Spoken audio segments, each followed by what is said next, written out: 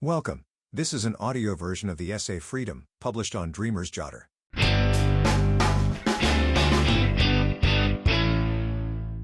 Freedom.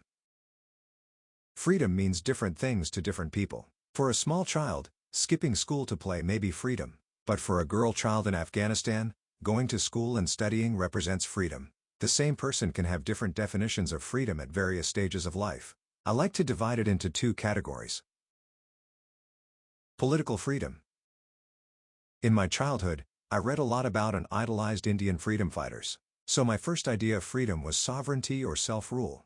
You should govern your country, state, city, and street. India gained independence 78 years ago. But when have we, most of us, ever contributed to framing any policy by the government, even to a small extent? Have we ever urged an MLA to fix a road? It's obvious that a big industrialist bribed one or more chief ministers to buy solar power at an exorbitant price. There's not much outcry, even though it is our money that is being swindled. Why are we not fighting for the freedom that so many people sacrifice their lives for? Personal freedom. As I grew older, I had to make a lot of choices regarding my education, career, and relationships. Although I was very good at studies, scoring marks, working, etc., I chose a path different from what I really liked to do at age 16. I didn't want to bind myself to the choice of a 16-year-old when I knew nothing about the world, especially about career options.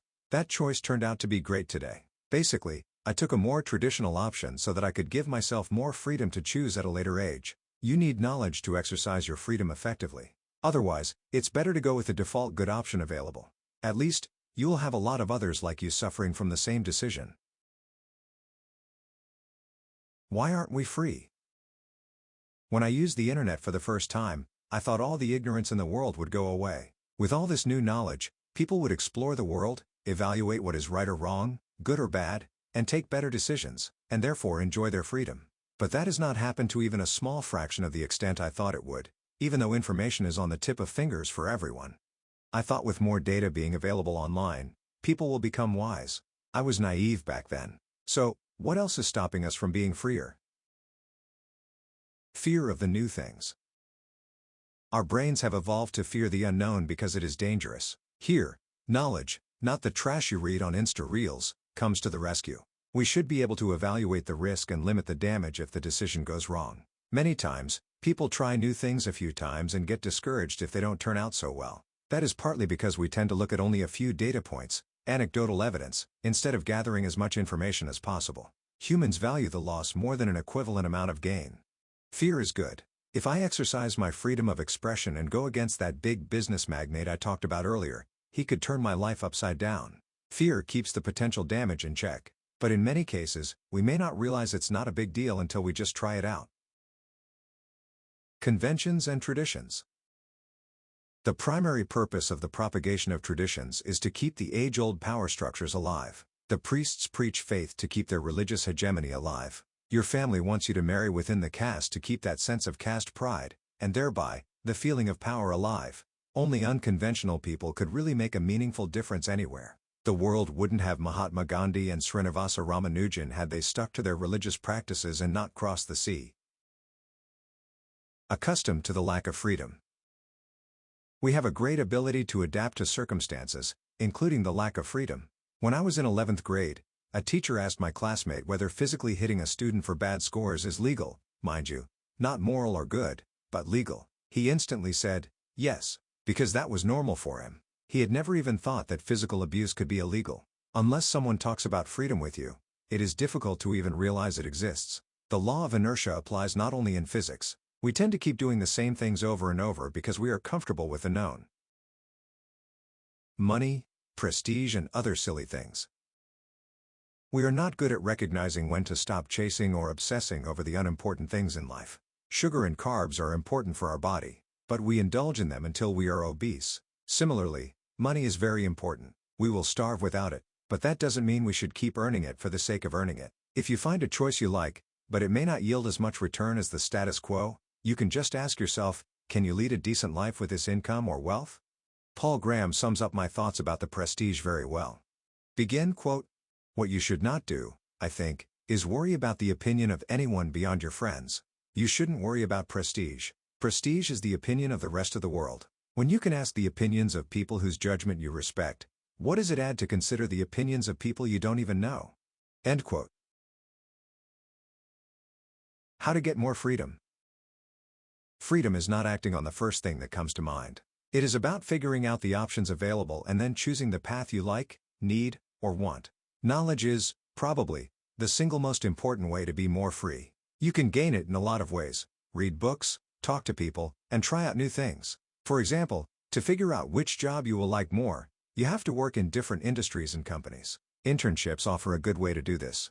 To know which religion is better for you, talk to priests or read the holy books of various faiths. You will probably end up an atheist, of course. To choose your partner, date them. The key here is to introduce diversity in your options. If you keep praying to Jesus, how do you know if Krishna might offer more? It is important to listen to people of different economic, social, and cultural backgrounds. Read books from various genres and by authors of different political and economic leanings. This knowledge gives you confidence while picking from the alternatives.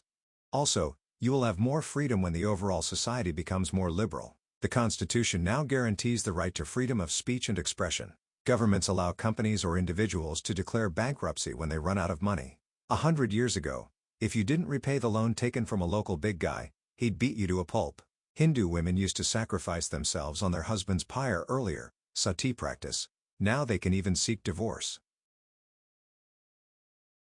Negative consequences of exercising freedom.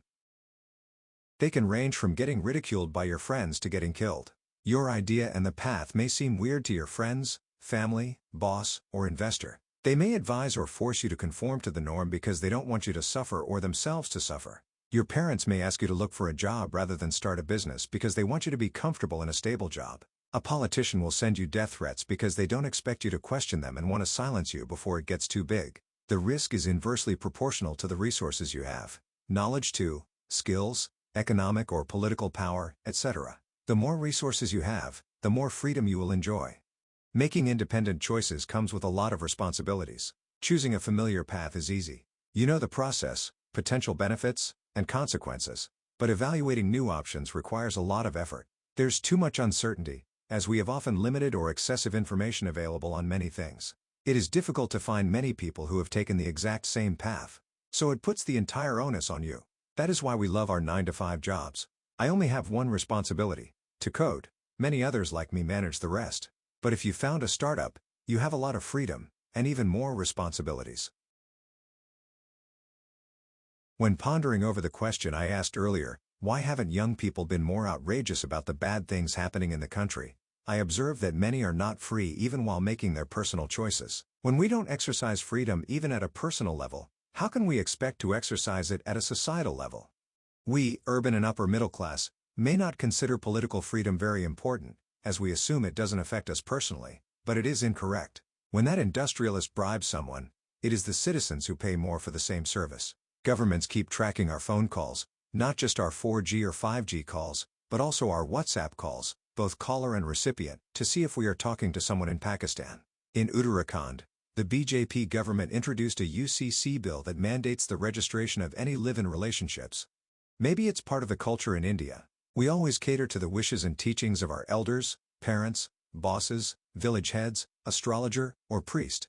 People in Western countries are, perhaps, better at expressing personal freedom, but when it comes to political freedom, even the US is not far ahead. Until a few months ago, they had only 2 old white male choices for the president.